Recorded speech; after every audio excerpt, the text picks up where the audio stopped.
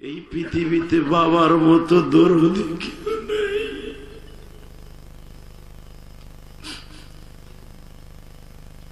বাবা হলেন এই পৃথিবীতে বটগাছের মতো, যারা হারাইছো তারাই বুঝবা বাবা কি জিনিস।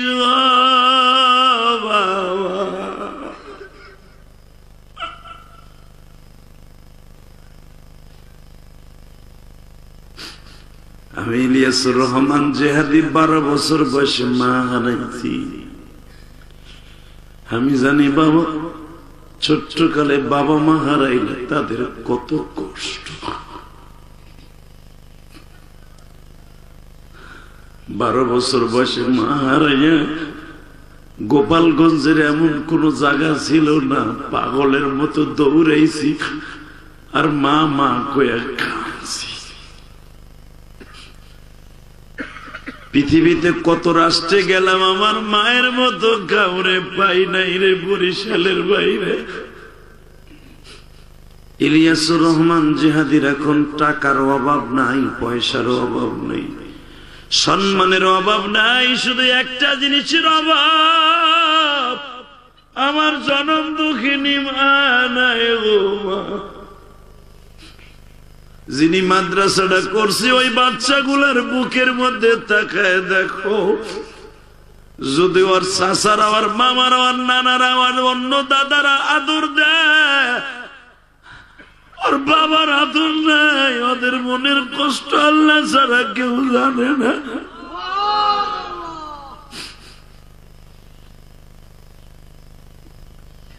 আল্লাহ দেখো যারা কান্দে এদের জীবনের গুনাহ মাফ করে দাও আল্লাহ। আমি জানি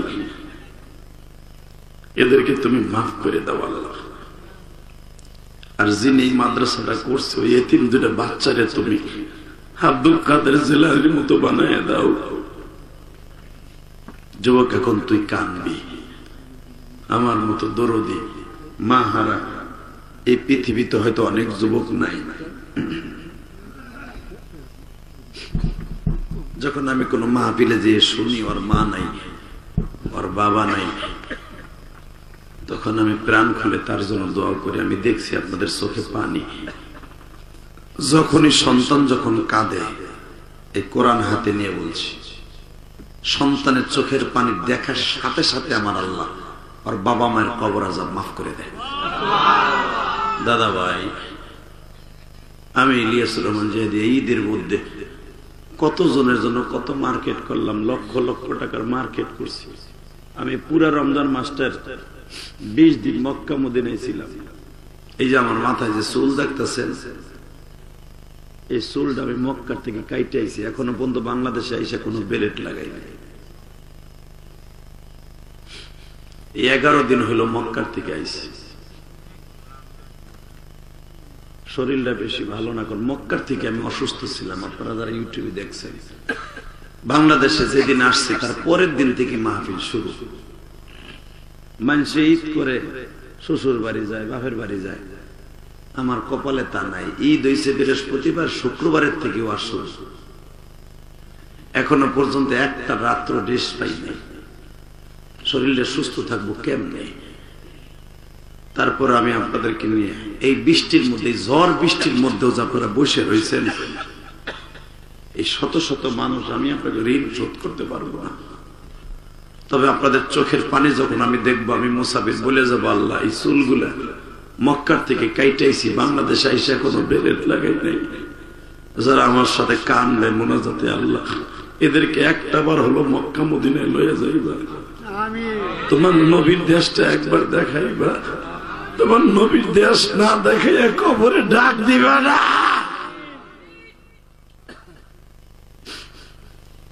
আল্লাহ এত ঝড় বৃষ্টি হয়েছে, তারপরও তোমার পাগলগুলা মাঠ পানি, মাঠের মধ্যে কাদা, তারপরও পাগলগুলা বইয়ে রয়েছে।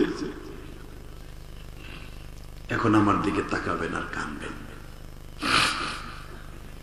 জোনাইদ রে, আমার জিতাই দে জোনাইদ, আল্লাহ তোরে জিতাই দিবে।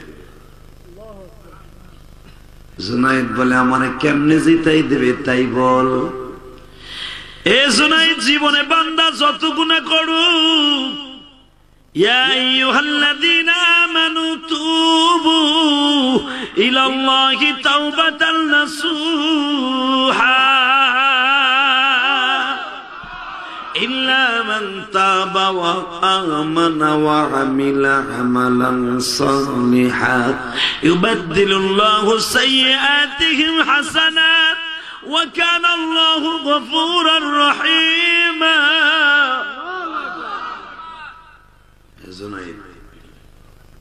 জীবনে যে যে গুনাহ করুক না কেন যদি মওলারে কোনো একটা দিন চোখের পানি দিয়ে ভালো করে বুঝ দিতে পারে আর জীবনের সব গুনাহ মাফ জোরে জোরে জোরে জোরে জোরে জোরে জোরে আরো জোরে আরো জোরে আরো জোরে আর জীবনের সব গুনাহ মাফ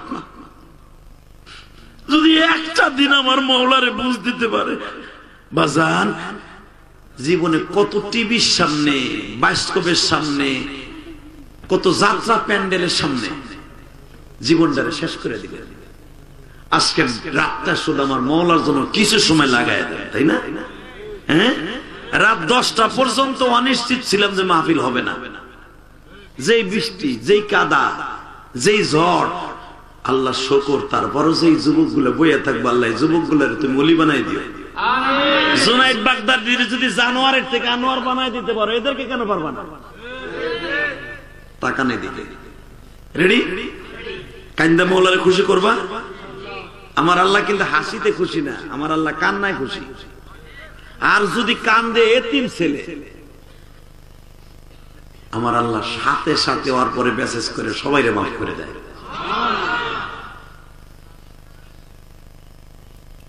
তো জুনাইদ বাগদাদি বলতেছে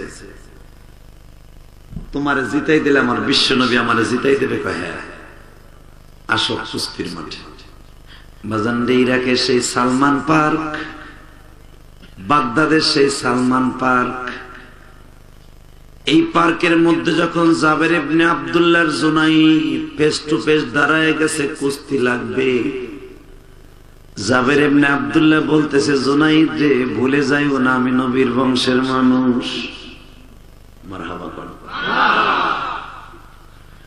জুনাইদ বাগদাদি বলে আমি ভুলি নাই তুমি নবীর বংশের মানুষ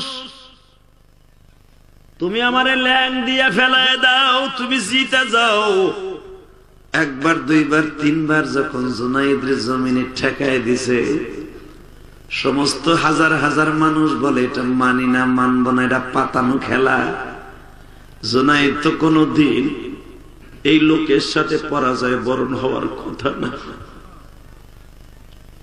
এত বছর পর্যন্ত 10 বছর জুনাইদ কুস্তির প্রতিযোগিতা করে এই মাঠে কোনদিন জুনাইদ রে কেউ ঠকাইতে পারে নাই মাত্র একটা পাতলা মানুষ হালকা মানুষ জুনাইদ রে ঠকায় দিল বাজারে জুনাইদ যখন পরাজয় বরণ করিয়া স্বর্ণের মেডেলটা জাবের ইবনে আব্দুল্লাহর হাতে তুলে দিল এখন কান বাজবো স্বর্ণের মেডেলটা হাতে দিয়ে যখন বলে জাবের রে তুই তো স্বর্ণের মেডেল নিয়ে চলে যাস আমারে কি দিয়ে যাইতেছস জাবের ইবনে আব্দুল্লাহ বলে জুনাইদ রে আমি দোয়া করে দিয়ে গেলাম আমার নবী তোমারে স্বপ্নের ভিতরে ভালোবাসা দিবে কারণ আমি আমার নবীর বংশের মানুষ আমি তোমারে প্রাণ খুলে দোয়া করে দিয়ে গেল এ আল্লাহর কুতুবের এলাকার মানুষেরা চরমনার এলাকার মানুষেরা ইউনিয়নের মানুষেরা বরিশালের বাইরা আজকে 16 এপ্রিল সাক্ষী তাইকা যাবে গভীর রজনীতে 16 এপ্রিল তুমি আমার মাওলারে দেখায় দাও এই ঝড় বৃষ্টির মধ্যেও তুমি আমার আল্লাহকে ভালোবাসে মাহফিলে উপস্থিত হয়ে গেছো জুনাইদ বাগদাদির মতো আল্লাহ তোমার এখন কলি বানায় দিতে পারে আমি কল্পনাও করি নাই ঝড় বৃষ্টির মধ্যে 16 এপ্রিল তুমি বসে থাকবা মাঠটা পুরা পানি আর কাদা দিয়ে ভরা আল্লাহ তোমার পাগলগুলি যারা মা হারা বাবারা এই ময়দানে বসে আছে এদের জীবনের সব গুনাহ তুমি মাফ করে দিবা জুনাইদ আমি তোমার হাতের মধ্যে লিখে দিয়ে গেলাম আমার নবী তোমার সুপারিশ করবে। যখন জাবের ইবনে আব্দুল্লাহ বিদায় হয়ে যায়, এখন দিলটা নরম করবেন। হাতের মধ্যে লিখে দিয়ে গেছে, ইয়া রাসূলুল্লাহ, আপনি আপনার আশিককে, আপনার কওমের মানুষকে ভালোবাসার কারণে তারে আপনি ভালোবাসা দিবেন। আপনার মন খারাপ, সুবহানাল্লাহ জোরে বলুন যায় না? আরো জোরে কোন তো, আল্লাহু আকবার জোরে বলেন তো দেখি।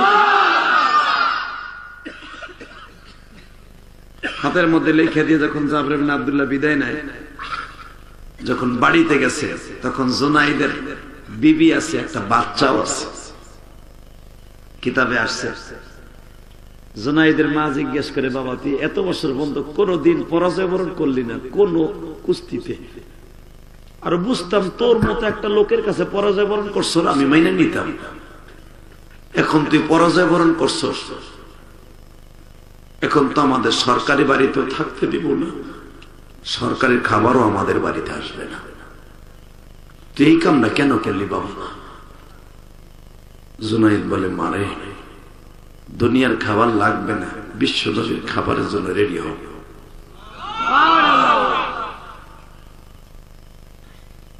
জুনাইদের মা কয়, বাবা বিশ্ব নবীর খাবার তুই কেমনে খাবি? মারে আমার এতিম নবী বলছে, যারা আলেমকে সম্মান করবে, নবীর কওমকে সম্মান করলো, সে যেন নবীরে সম্মান করলো। ও মা, জীবনে বহুত স্বর্ণের মেডেল পাইছি, বিশ্ব নবীর কওমের একজন মানুষকে জিতায় দিয়া নবীর অপেক্ষায় আছি, দেখি আমার নবী আমারে কি দেয়। যুবক কখনকার হেদায়েত হয়ে যাবে, আমি এটাই বুঝাইতে চাইছিলাম। জুনাইদের মা বলে, তোরে নবী কি দিবে? মা, দেখি না আমার নবী আমারে কি দেয়। বাজান রাতের অন্ধকারে ঘুমায় আছে, ঘুমের মধ্যে আমার নবী দু হাত বাড়ায় দিছে। জোরে জোরে জোরে জোরে জোরে জোরে দুই হাত বাড়ায় ডাক দিছে, জুনাইদ রে জুনাইদ, তুই আমার নবী, আমি নবীর বংশের মানুষকে সম্মান করছো, একজন আলেমকে সম্মান করছো।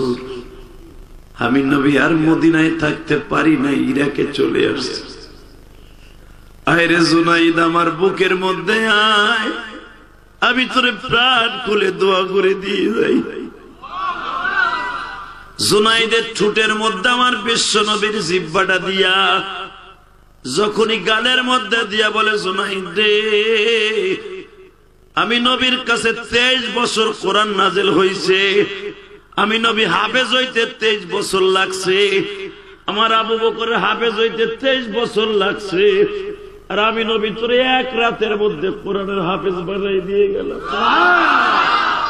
এ জুনাইদ ইলমে লাদুনির দ্বারা আমি তোরে আলেম বানাই দিয়ে গেলাম। জুনাইদ, আগামী কালকে মাদ্রাসায় ভর্তি হবি। এই 35 বছরে একটা মানুষ কেমনে কোরআনের হাফেজ হয়ে যাবি? যারে জুনাইদ যা, কিয়ামতের মাঠে আমি তোরে লইয়া জান্নাতে ঢুকবো। আমার কলিজার টুকরা বাইরা, বরিশালের বাইরা, আজকে 16 এপ্রিল তুমি চোখের পানিতে আমার মওলারে বুঝায় কইবা, জুনাইদ বাগদাদি যদি অল্প সময়ের মধ্যে একটা রাতের মধ্যে আল্লাহর ওলি হয়ে যাইতে পারে, আমিও আল্লাহ তোমার কাছে চাই, তুমি আমার ওলি বানাই দিবা। রাজি আছেন না নাই?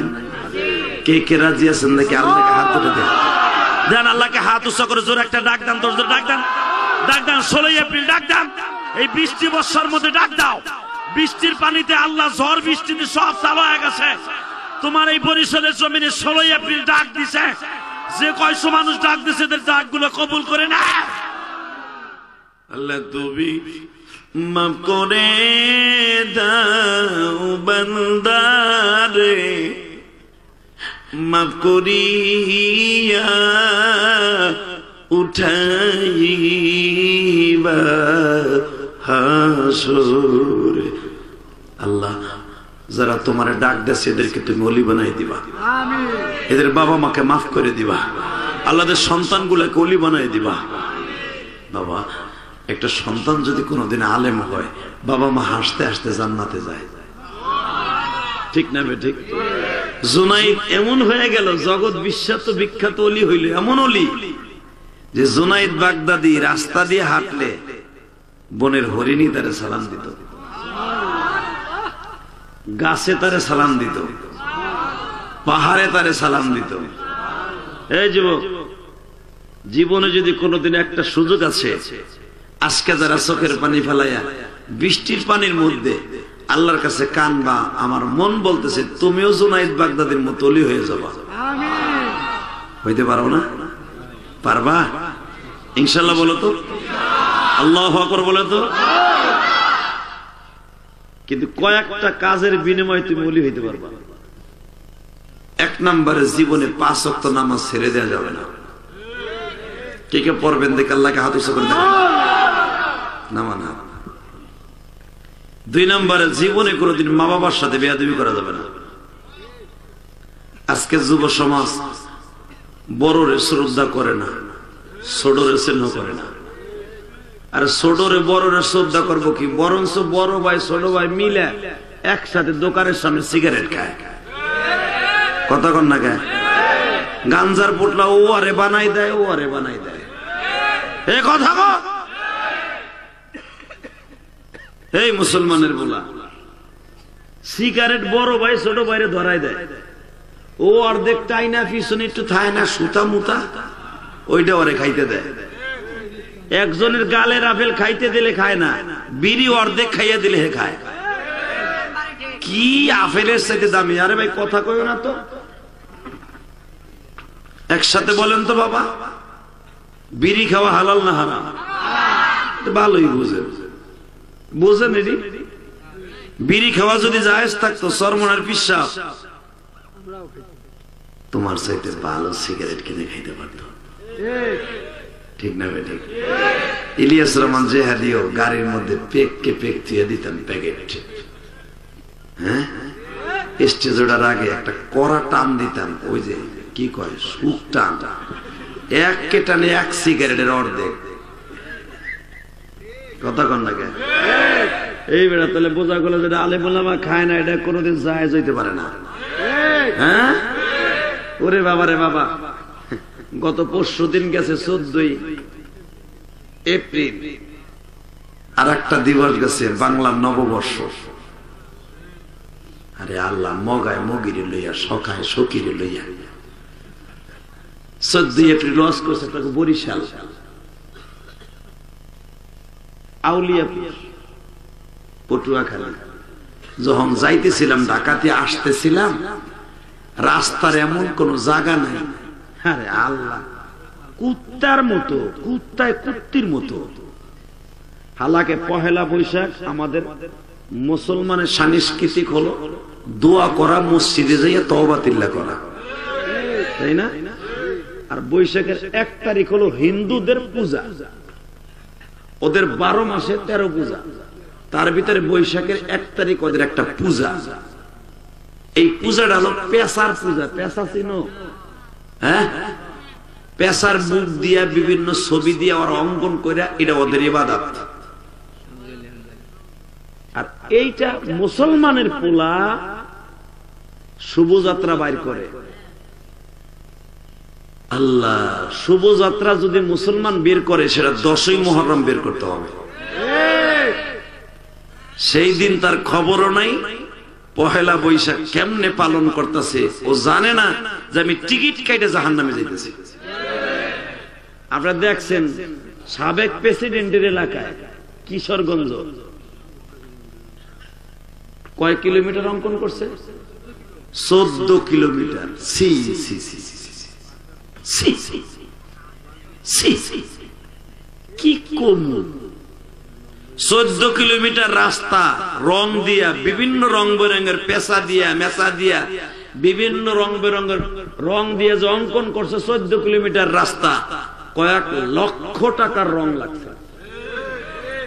হালাকে এই রং গুলো তো বাবা অটো গাড়ির টায়ারের সাথে, প্রাইভেটের টায়ারের সাথে, কুত্তার পার সাথে, গরুর খুরার সাথে, কথা কন না কে? হ্যাঁ, মহিলাকে স্যান্ডেলের গুতায়। কারণ ওই রাস্তা দিয়ে আমি অন্তত কয়েকশো বার গাড়ি চালাই মাহফিলে গেছি। আমি তো এই রোডটা চিনি, প্রেসিডেন্টের এলাকা, সে নিকলি হাওরের ভিতর দিয়া যে রোডটা তারা অঙ্কন করছে, হালাকে এই টাকাগুলা যদি কোন একটা এতিমখানায় দিত রে, কসম এই কোরআন ধরে বললাম, রাস্তা যে অঙ্কন করছো যদি যার্রা পরিমাণ সওয়াব হইতো, আমি ওই রঙের মধ্যে শরীক থাকতাম। বিকাশে পাঠাই দিত না, 10,000 টাকা দিলাম, তুই যে মক্কা মদিনার সওয়াব পাইতেছ ভাই, 14 কিলোমিটার মক্কা মদিনার সওয়াব পাবি, তোরে আমি 10,000 বিকাশে পাঠাই দিলাম। নাউজুবিল্লাহ বলেন না? খালি হাইছেন না মুসলমান মগা। এই যে পোলাপান ফুটবল খেলা হয় আর্জেন্টিনা আর ব্রাজিল, ও পতাকা লাগায় ওর ছাদে, হারামি লুচ্চা, কথা কন না কেন? যেই দেশে আর্জেন্টিনা, তুই কি জানোস আর্জেন্টিনার কোনো বিয়া নাই? আর্জেন্টিনা যে আর্জেন্টিনা মেসি আছে না, ওই যে পেশাডা, ওর যে সাইডটা পোলা বানাইছে, ও কিন্তু ওর বউরে বিয়ে করে নাই। আমাকে প্রিন্স মামুনের মতো ইন্নামাল ফিরি।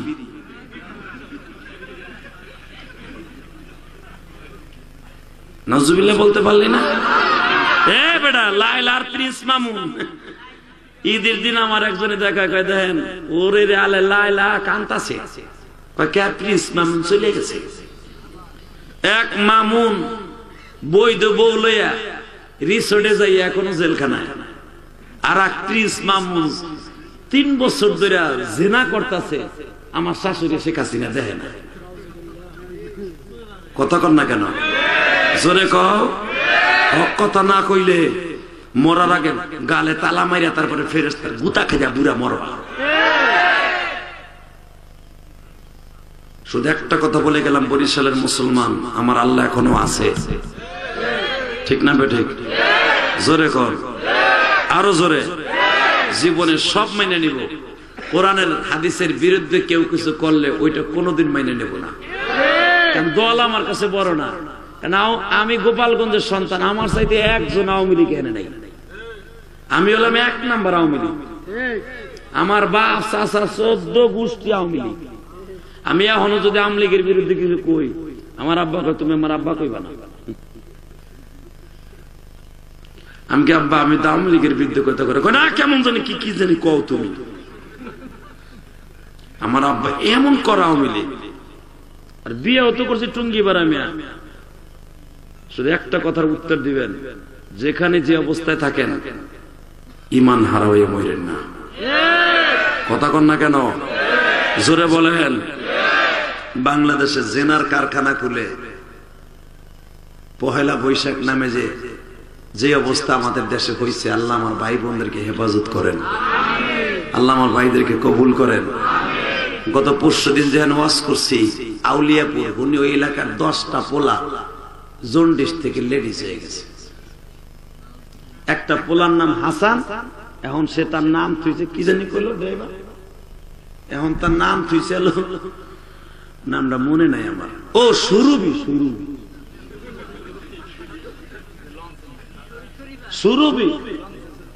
লঞ্চের নাম পরে নাম রাখছে হাসান, সেলোয়ার নাম। হিজলা হইয়া ওই লাড়িটারে কাইডে হেলাই দিয়া ডাক্তার কাছে যাইয়া ও হিজলা হইছে। হিজলা হইয়া বিয়াও বইছে, হ্যাঁ স্বামী লইয়া যে এলাকায় ওয়াজ করছে ওই এলাকায় আইছে। তা আমি যখন ওয়াজের আগে সমস্ত উলামা ইকরাম আসছে, হুজুর আপনি তো এই ব্যাপারে ভালো কইতে পারেন, গোপালগঞ্জের পোলা, আপনি একটু কইয়া তুইয়া যান। ও বাইতাইছি ঈদে, ওই সুরভি বাইতাইছে। আমি কইলাম আমি কইয়া কি হইব, ওরে পাইলে হাটে বাজারে যেখানে বাবা ওর 1 সেট তল পেটে ঘুষাবা, ওরে ঘুষাইয়া আদা মারা বানায়া পরে হসপিটালে ভর্তি করবা, সওয়াব হইব। কথা কর না কেন? বেটা হিজলা যুবক যদি আস্তে কথা কষ্ট না, তুইও হিজলা হবি। ট্রান্সজেন্ডার কারে কয়? এই বেটাই তোর মনের মধ্যে আছে এতদিন পুরুষ ছিলাম, এখন আমি মহিলা হয়ে গেলাম। তোর মনে মনে ট্রান্সজেন্ডার করে ফেললি, লগে লগে পরিবর্তন করে ফেললি। আমি একদিন আসছিলাম পুরুষ, এখন থেকে আমি আগে আসছিলাম সৌরভ, এখন সৌরভী। আগে আসছিলাম শরীফ, এখন হইলাম শরীফা। এটা কি মানুষ না কুত্তার কাম? হ্যাঁ, এটা কুত্তার কাম না? ওই মগাবার এলাকা দিয়ে ঘুরতেছে। আল্লাহ ওরে হেদায়েত নসিব করো, জোরে কোন আমিন। এটা শুনলেও তো লজ্জা লাগে না যে আমরা চাই পুরুষ পুরুষের মতো কাজ করতে, কথা ঠিক না বেঠিক? পুরুষ পুরুষের মতো থাকো, পুরুষ আবার মহিলা হয় কেমনে? এটা মনের মধ্যে আনাও তো গুনাহ। আল্লাহ আমার যুব সমাজকে কবুল করো। তুমি বহ, আল্লাহ পাগল নাও ভালো, আলহামদুলিল্লাহ কর। আমরা ওরা পাগল কইছেন কে? ও ভালো হয়ে যাবে, আল্লাহ ওরা সুস্থ করে দেন। আল্লাহ আমার বাইরে সুস্থ করে দেন। ওর মতো তো আমিও হতে পারতাম, তাই না? পাগল নিয়ে উপহাস করবেন না। আল্লাহ কখনকার তার সিরা, ওই যে হাসান রে আল্লাহ তার সিরাইয়া, আগে ছিল হাসান, এখন হয়েছে শুরু। তো ওর মতোই তো, আলহামদুলিল্লাহ বলেন, শুধু একসাথে বলেন। পহেলা বৈশাখ যারা ইবাদত না করে গুনার কাজ করছেন, আল্লাহর কাছে তওবা করেন, বলেন আস্তাগফিরুল্লাহ। এখানে এমনও যুবক আছে পহেলা বৈশাখের জামা বানায়া, পাঞ্জাবি বানায়া, শার্ট বানায়া তুমি ঘুরছো, তওবা করো। পহেলা বৈশাখের কোন পাঞ্জাবি মুসলমানের জন্য না, মুসলমানের পাঞ্জাবি হবে একমাত্র দুইটা ঈদে। একটা ঈদ চলে গেছে আর একটা ঈদ সামনে আছে। যারা এই পাঞ্জাবিটা বানাইছো, পরছিলা, যদি মুসলমানের বাচ্চা হয়ে থাকো পাঞ্জাবিটা পুরাই হেলাবি। যদি এই রাত্রে যাই পোড়াই ফেলাইতে পারোস, আমি কোরআন হাতে নিয়ে বললাম, ওয়া আম্মা মান খাফা মাকামা রাব্বিহি ওয়া নাহা আন-নাফসা আনিল হাওয়া ফাইন্নাল জান্নাতা হিয়াল মা'ওয়া। আল মারউ মা'a মান আহাব্বা। বিশ্বনবী বলে, তুমি যেই জাতির সংস্কৃতিকে ভালোবাসছিলা, কারণ পহেলা বৈশাখ হলো হিন্দুদের পূজা। যদিও আমাদের নববর্ষ ঠিক আছে, আমরা বাংলাদেশে চলি, নববর্ষ ঠিক আছে, নববর্ষ মানে আমি হিন্দুদের পূজায়, হিন্দুরা যা করে আমি তাই করব। আমি ভালোবাসতাম তখন হিন্দুদের সাংস্কৃতিক ভালোবাসার কারণে আল মারউ মা'a মান আহাব্বা, আমার ভালোবাসা হয়ে গেল তাদের সাথে। আমার ভালোবাসা বিশ্বনবীর সাথে থাকলো না, ঠিক না বেঠিক? আমি যে পাঞ্জাবি বানাইছি ঈদের লাগিয়া, ওই ঈদের লাগে বানাই না, আমি পহেলা বৈশাখের লাগে বানাইছি। আপনি অপেক্ষা করেন, এই পাঞ্জাবি আপনার জাহান্নামে নেবে, পুরাই হেলাইস। আলহামদুলিল্লাহ বলেন, মারহাবা বলেন, ইনশাআল্লাহ বলেন, আল্লাহু আকবার বলেন। তাহলে বলেন, ভালোবাসবো আল্লাহরে, 5 ওয়াক্ত নামাজ পড়বো, মা বাবার খেদমত করব, স্ত্রীকে পর্দায় রাখবো। বর্তমানে যুবকগুলা মা বাপরে যেভাবে কষ্ট দেয়, পৃথিবীর এমন কোন দেশ নেই। বাংলাদেশের যুবকরা সবচেয়ে বেশি কষ্ট দেয় মা বাবারে। বিয়ের পরে মা বাপরে দেখতে চায় না। আপনাদের এই মাহফিলের ভিতরে এমন একটা ছেলে আছে, আমি আপনার পরিচয় করাই দেই। আমি যখন সবে কদরে, সবে বরাতে ওয়াজ করতেছিলাম, এই যুবক মা বাবার কাছে মাফ না চাইয়া তোর কোন দোয়া আসমানে যাবে না, সবে কদর কষ আর সবে বরাত কষ। আপনাদের এই ওয়াজের ভিতরে একটা পোলা আছে, আমার মসজিদে নামাজ পড়ে, ও আমার সামনে বইয়া ওইখান থেকে পাগলের মতো চিল্লাইতে চিল্লাইতে ওর মায়ের ফোন দিছিল। আপনাকে গ্রামে বাড়ি, ও আমার বলতেছে, এই দেখেন আমার মা আমার মাফ করে দিছে। টেলিফোনে আমার শোনাইতেছে, ওই পোলাটাকে দেখেন বসা। আমি তো চিন্তাম না যে ওই কামও করছিল। আমার মসজিদে অন্তত 25 থেকে 30,000 মুসল্লি নামাজ পড়ে। জিজ্ঞেস করবেন, আমি এমপি সাহেবের মসজিদের খতিব, ইলিয়াসউদ্দিন মোল্লা সাহেবের মসজিদের খতিব, 4তলা মসজিদ আমার। ও আপনাকে গ্রামের ছেলে, ও টেলিফোনে আর মায়ের ধরাই বলে, মা তোর কাছে মাফ না চাইলে বলে সবে বড়তে আমার মওলায় মাফ করবে না, মা গো তুই আমার মাফ করে দিবে। ওই ছেলেটা ওর মার কাছে মাফ চাইয়া তারপরে আমার সাথে মোনাজাত করছে ওই ময়দানের মধ্যে। আর জীবনের কোন আমল যদি কবুল না হয়, ওই যে টেলিফোনে যে মার কাছে মাফ চাইছিল, এ কোরআন মাথায় করে বলে গেলাম, ওই ছেলেটা যদি এই সবে বরাত থেকে আরেক সবে বরাতের ভিতরে মারা যায়, ও জান্নাতি। যদি ঠিক মতো আর ইমান ঠিক থাকে আর 5 ওয়াক্ত নামাজ পড়ে। আমি আজকে বলছি যুবক, মা বাপরে কোনোদিন কষ্ট দিস না, কোনোদিনও দিস না। আমি ইলিয়াসুর রহমান জেহাদি, আমার মায়ের একটা ওসিয়ত পালন করতে যে আমি 4 কোটি টাকা খরচ করে একটা মসজিদ বানিয়েছি। আমি কাউকে বলি নাই আমার 1 বস্তা সিমেন্ট দেন। মসজিদ নির্মাণ করার সময় কাউকে বলি নাই। হ্যাঁ, কেউ যদি ইচ্ছা করে দিছে আমি নিছি, আলহামদুলিল্লাহ বলেন। বাজানে আমি আপনাদের 2টা পাও ধরে বলে দিয়ে যাই কেন মসজিদটা করছিলাম। আমার মা বলছিল, ইলিয়াস যদি কোনদিন টাকার মালিক গো বাবা, আমি মার একটা ওসিয়ত, একটা মসজিদ মাদ্রাসা বানাইস। বাজান আমি আমার মায়ের ওসিয়ত পালন করতে যাই একটা মসজিদ বানাইছি। কেরানীগঞ্জ দেখে আইসো বাবা, এত সুন্দর একটা মসজিদ বানাইছি। আর আমার রব বলছে যারা মসজিদ বানাই দেবে আমি আল্লাহ তাদের মা বাবার জন্য জান্নাতে ঘর বানাই দিব। জানি না আমার মার কবর অবস্থা কি। আল্লাহ তুমি আমার মায়ের কবরটা জান্নাতের টুকরা বানাই দিও। জীবনে কত অন্যায় করছি,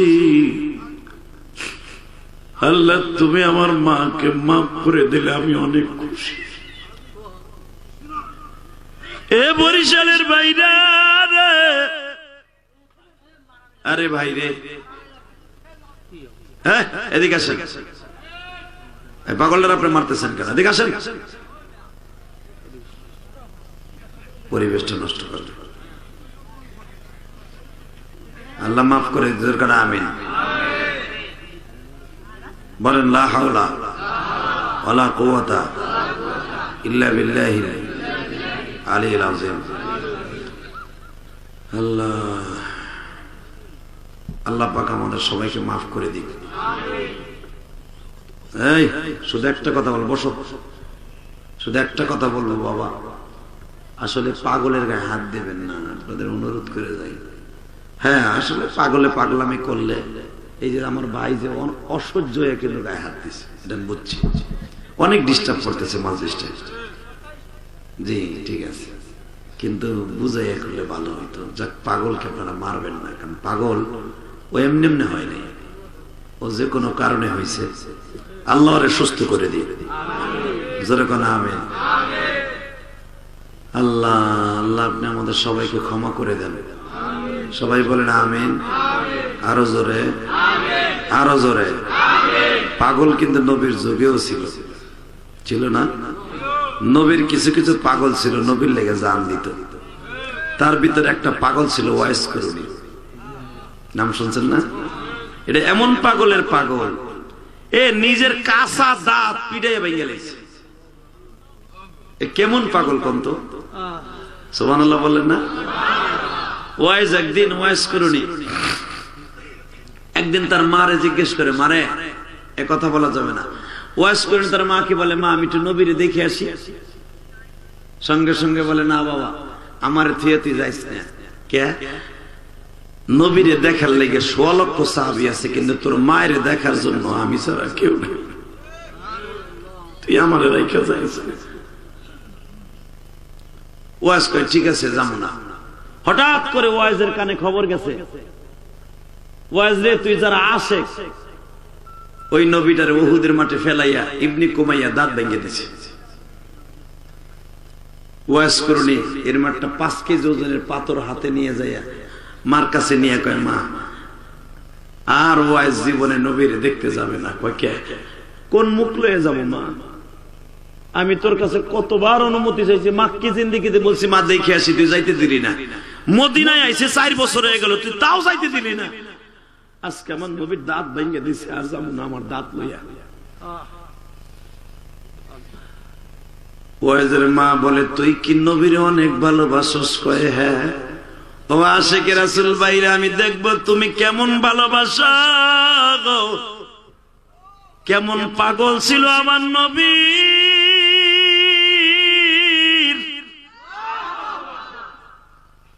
মা জিজ্ঞেস করে, তুই কি নবীর অনেক ভালোবাসস? ওয়াইস, হ মা আমারে ভালোবাসস না? মা তোরে অনেক ভালোবাসি, তোরে ভালো না বাসলে তোর ভালোবাসার কারণে নবীরে দেখতে যে গেলাম না। তাহলে নবীরে যখন ভালোবাসো, আমারও যখন ভালোবাসো, এদিকে আয়, কি এখন কানবেন?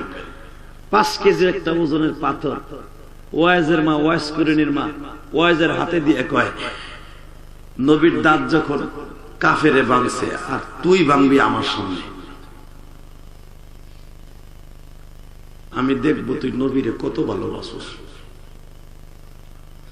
ওয়াইজ বলে, মা তুই দেখবি একটা বাড়ি দিয়ে সামনে 2টা দাঁত ভেঙে গেছে। ওয়াইজের মা বলে, বাবারে নবীর দাঁত কোনটা ভাঙছে তুইও জানোস না, আমিও জানি না। ওয়াইজ বলে, মা তোরে বলছি গালের মধ্যে একটা দাঁতও রাখা যাবে না।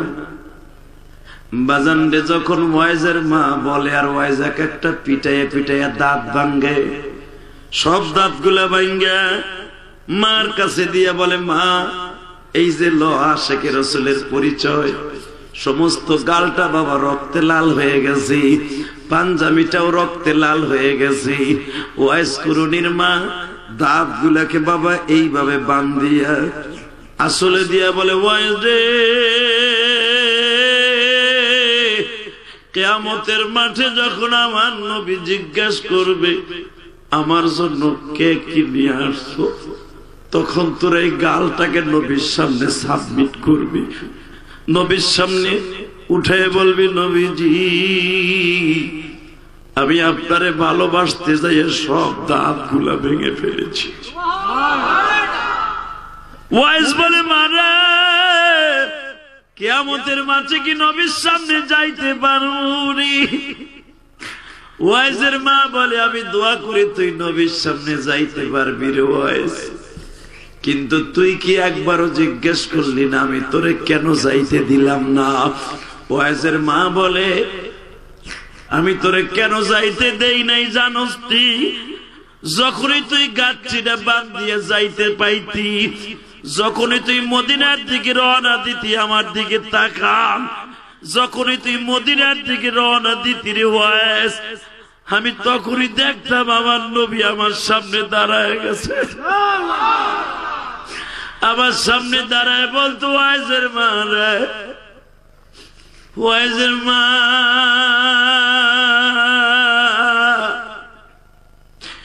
আমি নবী জীবনে মার খেদমত করতে পারি নাই।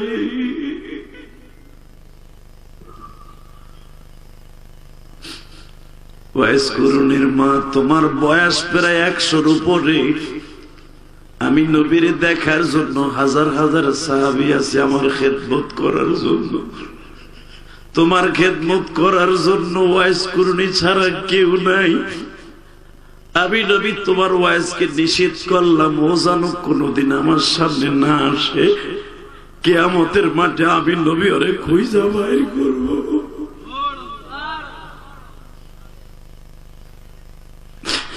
ও আমার পরিশালের বাইরে, আজকে 16 এপ্রিল চোখের পানি দিয়া বৃষ্টি ভেজার মধ্যে, ঝড় বৃষ্টির মধ্যে আজটা 16 এপ্রিল, তুমিও তোমার মায়ের জন্য কাঁদবা গো। ওয়াইজের মা যখন বলে, ওয়াইজ কুরুনি আমার নবী আমার সামনে দাঁড়ায় বলে, তুমি ওয়াইজরে আমার কাছে আসতে দিও না, আমি নবী জীবনে মায়ের খেদমত করতে পারি নাই, তোমার ওয়াইজকে আমি কিয়ামতের মাঠে আমার জান্নাতের গাড়ির পিছনের সিটে বসাইয়া লয়ে যাব। এ আমার কলিজার টুকরা যুবক ভাইরা, ওয়াইজ কুরুনির সাথে কি জান্নাতে যাওয়ার নিয়ত আছে না নাই? আছে? জান্নাতে যাবি ভাই? যাওয়ার নিয়ত আছে? 30টা সেকেন্ড আমি বলবো, ওয়াইজ কুরুনি তার মৃত্যুর আগ পর্যন্ত তার মারে ঘাড়ের উপর নিয়ে চলছে, মারে বাথরুমে যাই, মা বাথরুম করতো, মায়ের বাথরুম পরিষ্কার করতো। ভাই ডিস্টার্ব করিস না তুই, এই বাইরে মানুষের কানতে দে, আল্লাহ হেফাজত করুক, জোর করে আমিন। এই পাগল, এই তুমি পাগল নাই, তুমি এদিকে আসো, এবারে ধরে নিয়ে আসো, দেনে বসো, এই যাও, তুমি যাও মেয়া,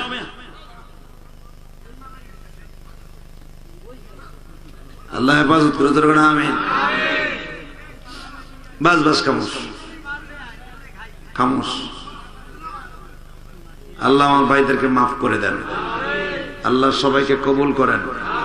বাবা, তাহলে আমি আপনাদের সবাইকে বলবো, মা বাবার খেদমত করবেন তো, 5 ওয়াক্ত নামাজ পড়বেন তো, অপসাংস্কৃতিক যেগুলো আছে বাবা, আল্লাহ যেন আমাদের সবাইকে মাফ করে দেয়।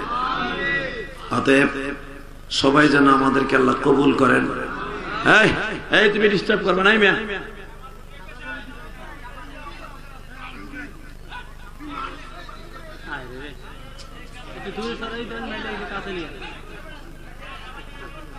আল্লাহ হেফাজত করেন। এই থাকে, এই কামাল ভাই, এই তুমি এদিকে আসো, এই কামাল, এই তুমি এদিকে আসো না মিয়া। আরে তুমিও তো পাগল মিয়া, কি অবস্থা। থাক থাক কামাল ভাই, তুমি বস। এই কামাল, তুমি এদিকে আসো। আল্লাহ হেফাজত করেন। আল্লাহ ইশকের মাঠে বলেন, লা হাওলা ওয়ালা কুওয়াতা ইল্লা বিল্লাহিল আলিয়্যিল আযীম, লা ইলাহা ইল্লাল্লাহ মুহাম্মাদুর রাসূলুল্লাহ। আল্লাহ বৃষ্টির ভিতরে আপনি ওয়াজের ব্যবস্থা করে দিয়েছেন, কবুল করেন। আল্লাহ যারা চোখের পানি ফেলছে তাদেরকে মাফ করেন। আল্লাহ, আমি মুসাফির মানুষ, দোয়া করে গেলাম, ভাই পাগলটার আপনি ভালো করে দেন, আল্লাহ ওরে সুস্থ করে দেন। ওরেও তো বিবি বাচ্চা আছে না, আছে না? হ্যাঁ, আপনি ভাবেন যার বিবি বাচ্চার কাছে ভাল লাগে এরকম পাগলামি করলে, না, তারাও তো অপমানিত হয় এই লোকটার জন্য, এর মা বাবাও অপমানিত হয়। আল্লাহকে আপনি সুস্থ করে দেন। আল্লাহ আপনার কাছে দোয়া করছি। আর নবীর যুগেও তো অনেক পাগল ছিল, যদি নবীর দোয়া ভালো করে এর আগে আপনি ভালো করে দেন। শুধু একটা কথার উত্তর দেবেন, 5 ওয়াক্ত নামাজ পড়বেন তো, মা বাবার খেদমত করবেন তো, ওয়াজ করুনের সাথে জান্নাতে যেতে পারবেন একটা শর্তে, যদি আপনার চোখের পানি মা বাবার জন্য হয়, মা বাবার খেদমত কেউ করতে পারেন ওয়াজ করুনের মতো, কিয়ামতের মাঠে নবীর গাড়িতে জান্নাতে যেতে পারবেন। ইনশাআল্লাহ যুবক ভাই, আমি তোমাদের বলে গেলাম, আমি আবার আসবো ইনশাআল্লাহ। আজকে হয়তো বৃষ্টি, ঝড় বৃষ্টির কারণে তোমাদেরও মন খারাপ, আমারও মন খারাপ। শুধু একটা কথা বলবো, এই 1.5 ঘন্টা মেহনত করার পিছনে একটা অনুরোধ আমি আপনাদের চাই। এই যে লোকটা মাদ্রাসাটা করছে, লোকটা দুনিয়ার থেকে বিদায় নিয়ে চলে গেছে, এই দুনিয়া থাকার কত আশা করে মাদ্রাসাটা করছিল। হ্যাঁ বুঝছি, কথা বলো, আমি চিনি, আপনারা চিনেন এই লোকটারে। এই লোকটা বাংলা বাজারে ইসলামী লাইফ আল্লাহর বান্দার অনেক বড় ব্যবসা আছে। এই যে কোরআন শরীফ দেখেন, এই কোরআন শরীফ তার কোম্পানির ছাপানো, এবং নির্ভুল কোরআন শরীফ এর কোম্পানি থেকে ছাপানো। আল্লাহ পাক কোরআনের খেদমতের ওসিলায় তার ভাইকে মাফ করে দাও, তার কবরটা জান্নাতের বাগান বানায় দাও। আল্লাহ তার রাইখা যাওয়া 2টা বাচ্চা তুমি ওদেরকে কবুল করে নিও। তাহলে এই মাদ্রাসাটার জন্য ভালোবাসার দরকার আছে না নাই? ভালোবাসবেন না ভাই? যার যতটুকু সম্ভব ততটুকু ভালোবাসা দিবেন।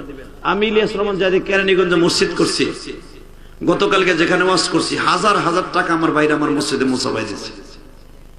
কারণ পৃথিবীতে সবচেয়ে দামি হলো ওই ব্যক্তি যে ব্যক্তি মসজিদে দান করে, মাদ্রাসায় দান করে, টাকা পয়সা জায়গা জমি সব রেখে যাবেন, কিচ্ছু নিয়ে যেতে পারবেন না। তবে একটা জিনিস নিয়ে যেতে পারবেন, যদি 100টা টাকাও কোনো মসজিদ মাসে দান করে থাকেন, আল্লাহ পারে এর ওসিলায় আপনার কবরটা জান্নাতের টুকরা বানাই দিবেন।